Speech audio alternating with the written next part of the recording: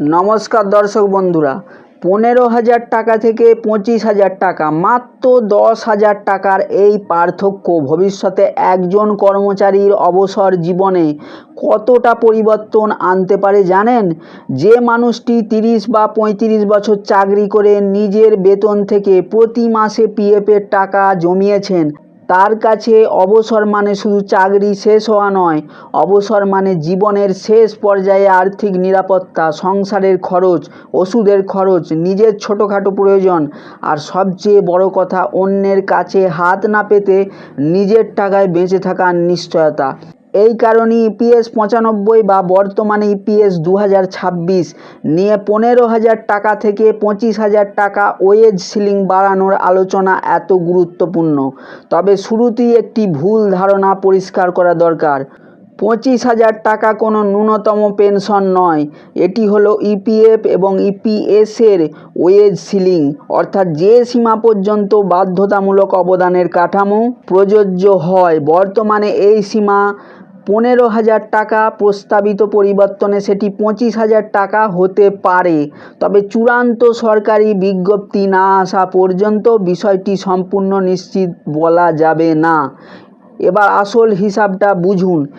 ইপিএসের pension হিসাবের formula হলো পেনশনে গণ্য বেতন ইন্টু পেনশনযোগ্য চাকরির সময়কাল ডিভাইডেড বাই 70। ধরুন একজন কর্মচারী 35 বছর চাকরি করেছেন এবং বর্তমান 15,000 টাকার সিলিং ধরে হিসাব করা হলো।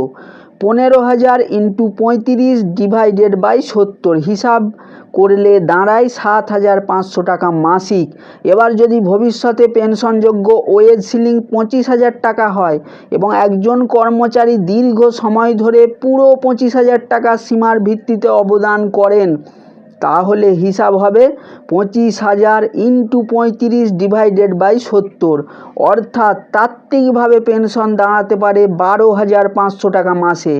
7,500 টাকা থেকে 12,500 টাকা, অর্থাৎ প্রায় 66.7% বেশি। কিন্তু এখানেই সবচেয়ে গুরুত্বপূর্ণ সতর্কতাটি রয়েছে।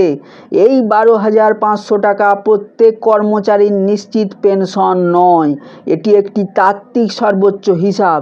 কারণ কেউ যদি ওয়েজ সিলিং বাড়ার 1 বছর পরেই অবসর নেন, তাহলে তিনি পুরো 25,000 টাকার সুবিধা পাবেন না।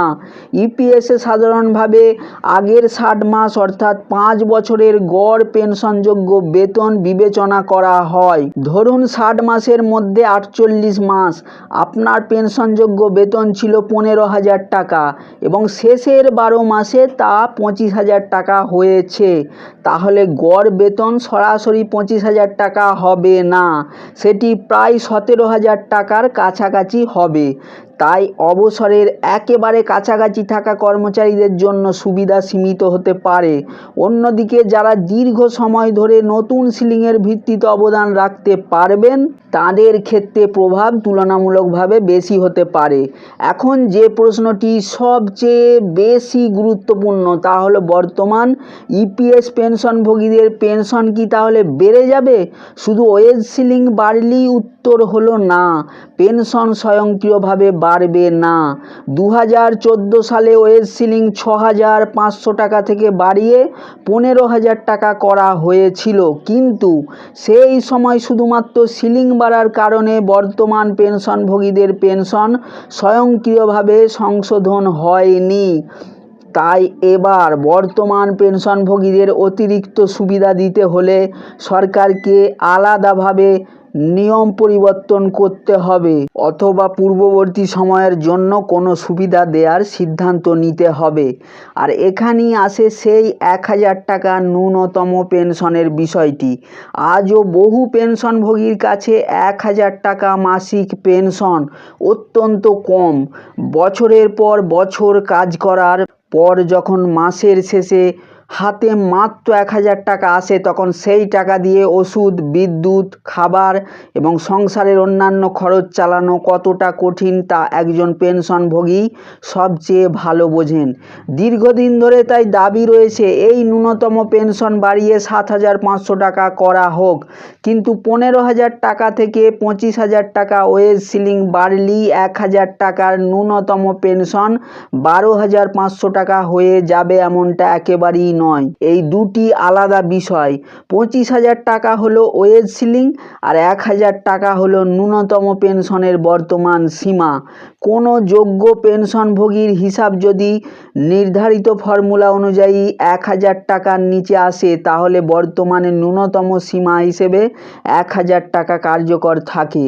তাই পুরো বিষয়টির সার কথা খুব পরিষ্কার। ওয়েজ সিলিং 15,000 টাকা থেকে 25,000 টাকা হলে ভবিষ্যতে ইপিএস পেনশনের সম্ভাবনা বাড়তে পারে। 35 বছরের চাকরির ক্ষেত্রে তাত্ত্বিক হিসাব অনুযায়ী 7,500 টাকার পেনশন 12,500 টাকা পর্যন্ত যেতে পারে, কিন্তু এটি নিশ্চিত পেনশন নয়। বর্তমান পেনশনভোগীদের পেনশনও শুধু সিলিং বাড়ার কারণে স্বয়ংক্রিয়ভাবে বাড়বে না, আর 1,000 টাকার ন্যূনতম পেনশনও এই পরিবর্তনের কারণে নিজে থেকেই বাড়বে না। তাই এখন লাখ লাখ কর্মচারী এবং পেনশনভোগীর চোখ থাকবে সরকারের চূড়ান্ত বিজ্ঞপ্তির দিকে। নতুন নিয়ম কবে কার্যকর হবে, কারা এর আওতায় আসবেন এবং বর্তমান পেনশনভোগীদের জন্য সরকার আলাদা কোনো সিদ্ধান্ত নেবে কি না। কারণ অবসরের পর একজন মানুষের কাছে কয়েকশো বা কয়েক হাজার টাকা শুধু একটি সংখ্যা নয়, সেটি হতে পারে মাসের ওষুধ কেনার টাকা, সেটি হতে পারে সংসারে একটু স্বস্তি, কিংবা বয়সের শেষ প্রান্তে নিজের পায়ে দাঁড়িয়ে থাকার সামান্য নিশ্চয়তা। আর সেই কারণেই 15,000 থেকে 25,000 টাকার এই পরিবর্তনের খবর শুধু পিএফের হিসাব নয়, এর সঙ্গে জড়িয়ে আছে কোটি কোটি কর্মচারীর ভবিষ্যৎ এবং অসংখ্য পরিবারের অবসর জীবনের নিরাপত্তা। বন্ধুরা, ভিডিওটি যদি তথ্যবহুল মনে হয়ে থাকে তবে অবশ্যই একটি লাইক করে দেবেন এবং এই ধরনের গুরুত্বপূর্ণ আপডেট পেতে চ্যানেলটি অবশ্যই সাবস্ক্রাইব করে পাশে থাকা বেল আইকনটি অন করে দেবেন।